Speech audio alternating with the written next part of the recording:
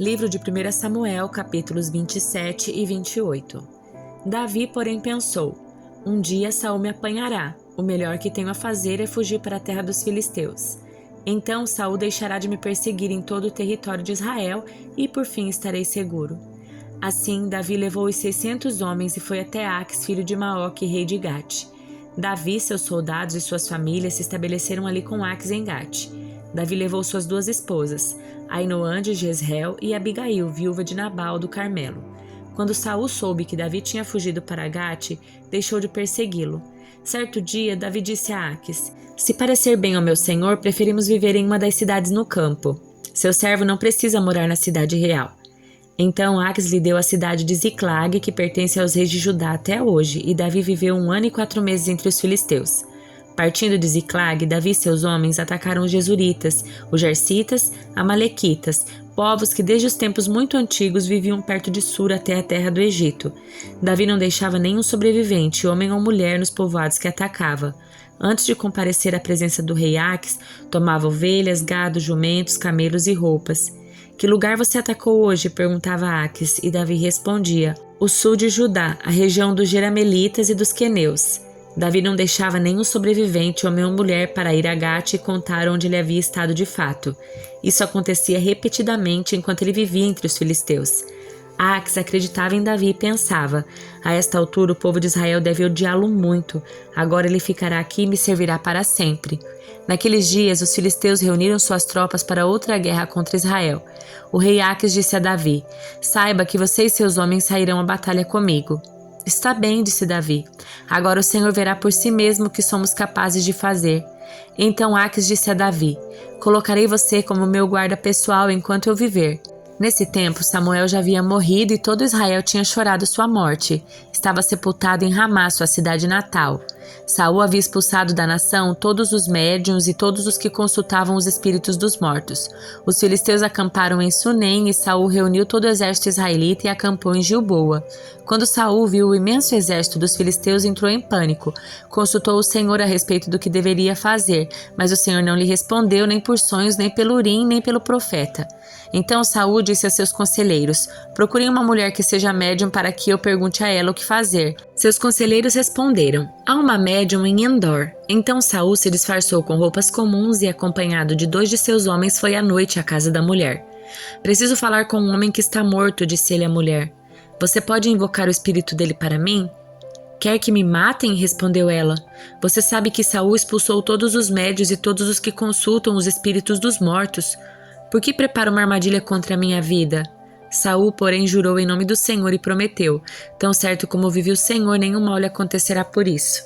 Por fim, a mulher disse: de quem é o espírito que devo invocar? De Samuel, respondeu Saul. Quando a mulher viu Samuel, gritou: você me enganou, você é Saul. Não tenha medo, disse o rei. O que você vê? Vejo um Deus subindo da terra, disse a mulher. Qual é a aparência dele? Perguntou Saul.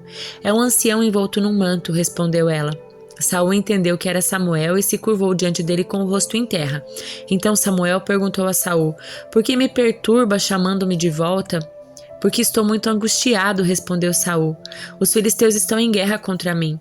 Deus me abandonou, não me responde por meio de profetas nem por sonhos, por isso chamei o Senhor para que me diga o que fazer.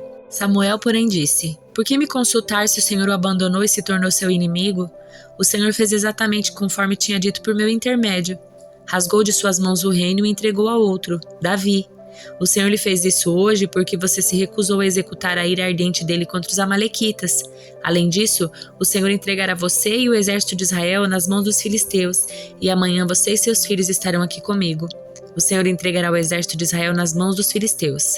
No mesmo instante, Saul caiu estendido no chão, paralisado de terror com as palavras de Samuel. Estava fraco de fome, pois não havia comido nada durante todo aquele dia e toda aquela noite.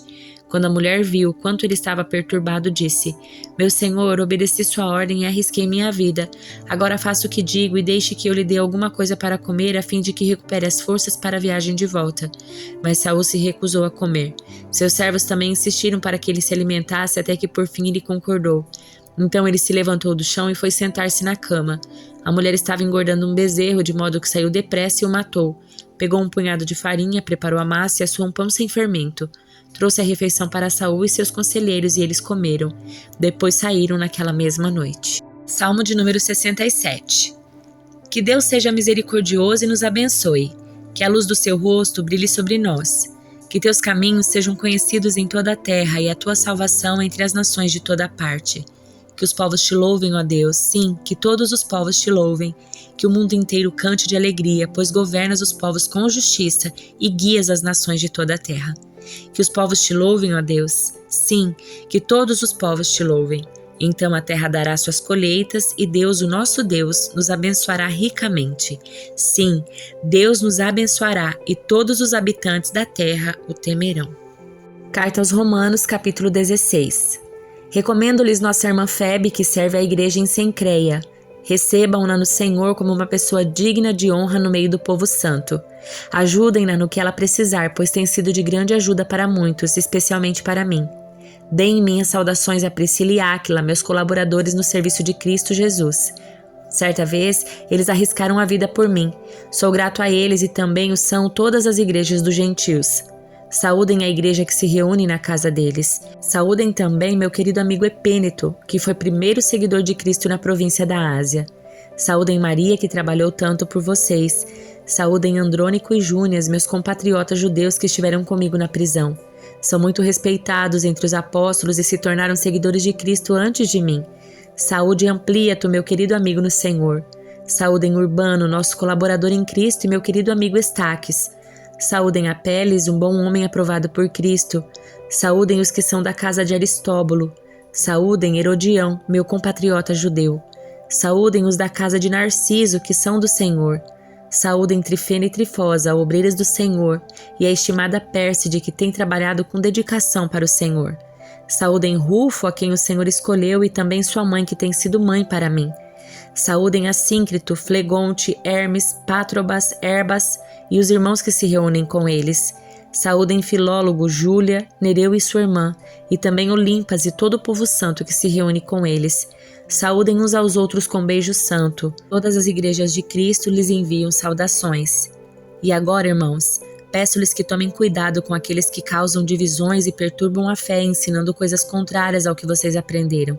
Fiquem longe deles. Esses indivíduos não servem a Cristo, nosso Senhor, mas apenas a seus próprios interesses e enganam os inocentes com palavras suaves e bajulação.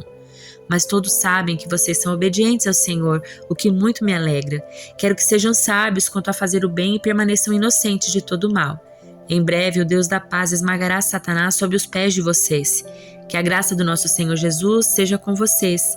Timóteo, meu colaborador, lhes envia saudações, bem como Lúcio, Jason e Sosípatro, meus compatriotas judeus.